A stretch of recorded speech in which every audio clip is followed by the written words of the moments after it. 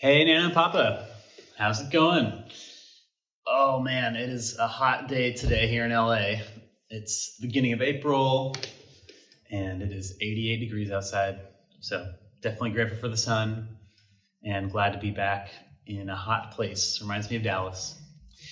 Anyways, I wanted to talk to you today about another piece entitled Cradle number 7. So I've been making these pieces for a while now with the metal and the knit and how they all work together, and I needed a name for them, and I decided to go with Cradle because they're holding a lot. They're holding tension, they're holding weight, they're holding balance, they're holding forces, but it's all in care. It's all out of care. And so I decided that for now, if I don't have a title for the piece, I'm just gonna label it under the cradle so that it at least has a bucket to go in. It may not be a specific title that is helpful other than the fact that it'll let you know that it is a part of a Cradle series. So this piece in particular, I'm really excited about. It's my first time I'm trying a sculpture that transitions throughout maybe a show. So you'll notice that there is a photograph and then I have a video performance where I'm putting some steel pieces inside the knit and it starts to expand and inflate, and then it turns into the final piece. And so what I really like about this piece is actually the very beginning is it's actually just a square knit with a seed stitch that's just nailed on one point, and it falls really well in like this nice kind of diamond rhombus shape on the wall.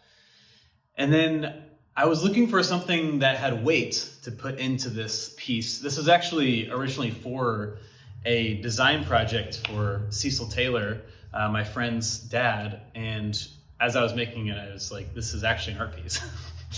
And so anyways, I was looking for some weight to put in this piece, and I have been carrying these steel stamps around. Papa, you're probably familiar with these, but basically it's what you use to stamp sheet metal, particularly aluminum, or maybe some really thin steel, but you press it down and then use a hammer and smash it in. So that way you can have some letters and imprints on these metals. So I've been carrying these stamps around for years, since undergrad actually. I got them probably 8 years ago, and I haven't used them since this one project in undergrad.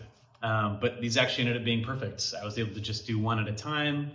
And you'll notice they're actually really oily, and that's so that it doesn't rust, as you know, Papa.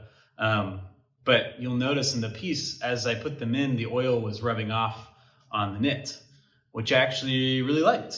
I liked how it was marking the knit form while it was also inflating it, adding, more to the piece. So anyways, I think this one is more explicitly a cradle because it's actually holding metal stamps. But I like that you can see the weight. You just know by looking at it that it is sagging because of the weight. It is carrying a weight. And I like the seed stitch really helps accentuate that weight. So you can really see that gravity is at play here and that it is being held and it is holding attention with gravity. So that is Cradle number 7.